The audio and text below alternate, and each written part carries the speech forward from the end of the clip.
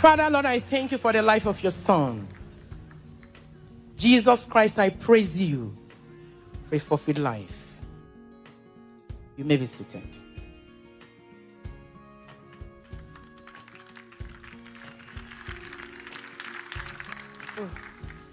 The lion himself. My 31 years life journey with my husband, TBJ, the man in the synagogue.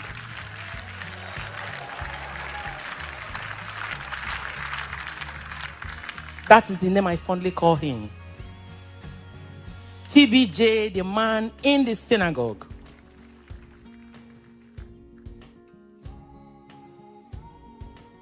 Our life was not without trials and tests.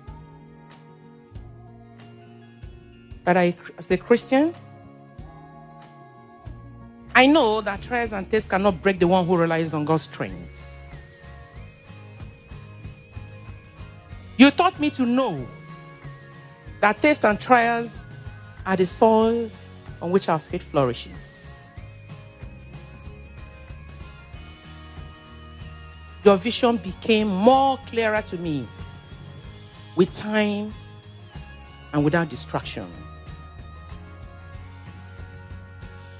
As I watch, see you labor with passion, with dedication, hard work, to grow from 8 membership assembly, sitting on a mat, to a wooden chair, and to the level which we are today, all to the glory of God. Power and authority. Now, this is where so many people find a lot of challenges in believing and knowing what really power and authority represent. Now, there is power. All powers belong to God, for that matter, if the Bible is very correct, like it says. All powers belong to God. Yes. Now, I want to bring this thing from this dimension. Power and authority. There are people who have power and they don't have authority. And there are people who have authority and they definitely don't have power. But there are people appointed by God to have power and authority at the same time. Now, this is both spiritually and physically. I know you watch Emmanuel TV and the TV that does deliverances. You've heard demons even confess in terror. They know this is not what they really want to do to succeed in a particular body. And then deliverance, when it starts, they discover demons, that is, they don't have power and authority. Some may have power to possess a human body, but they don't have authority to stay in that human body.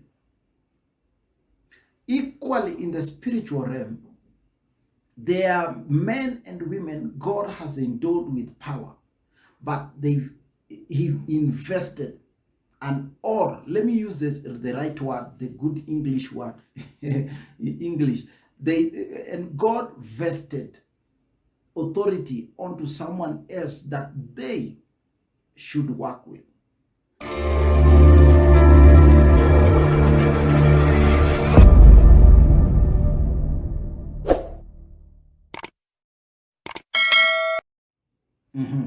Now, power and authority is required in one person to do a lot.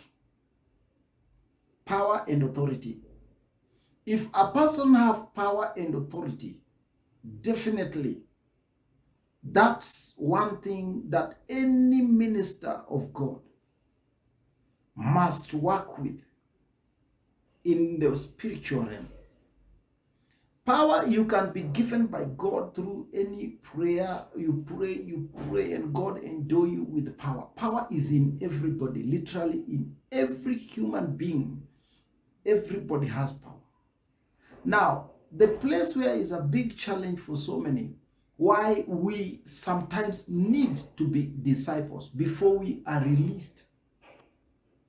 What happens when a man of God or a disciple matures into a realm that can operate with an authority or power is when the authority you are working under releases you peacefully under God's instruction. I know this thing, like God can anoint somebody. When your anointing is not operating from any ground that is authorized by the spiritual realm, it means you may possibly lack authority. You may have power. And when you lack authority, that's when the demons will start challenging you. When you try to cast out, you will take a lot of time to cast out the demons. Like I told you before, we do deliverance. And there's one time you realize when a territory you are trying to handle has a power realm, a more higher realm of authority than the minister that is trying to do deliverance, you will have very rough time with any demon under that capacity. You realize, like Prophet TB Joshua was operating under very high realm. Command any demon, comes out. So anybody that has been a disciple of Prophet TB Joshua, this is what you must understand.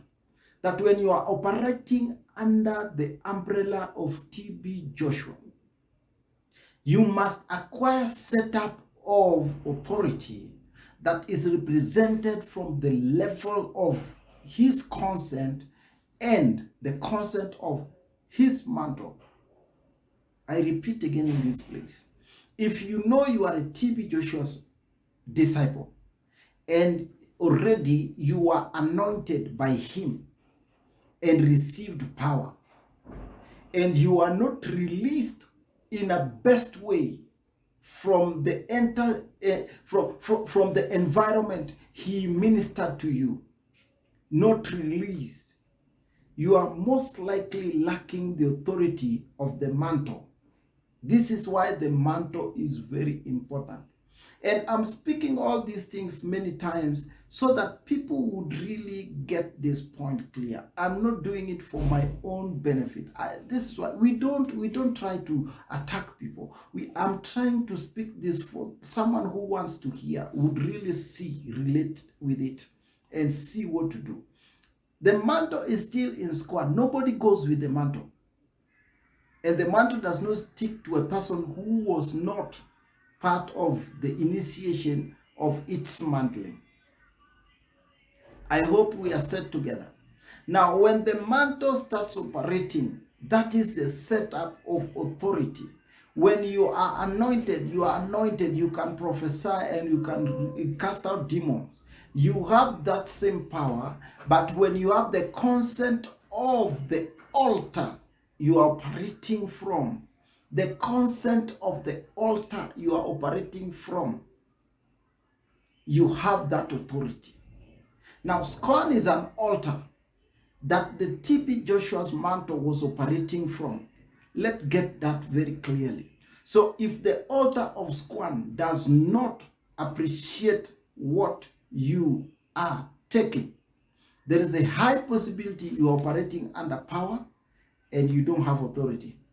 And when you are operating under such scenario, there is a very high spirit that you burn out. Burning out means you will work for now 2, 3, 4, 5, 6 months, 7 months, 1 year, 2 years, or up to a specific time, and you drain out the power.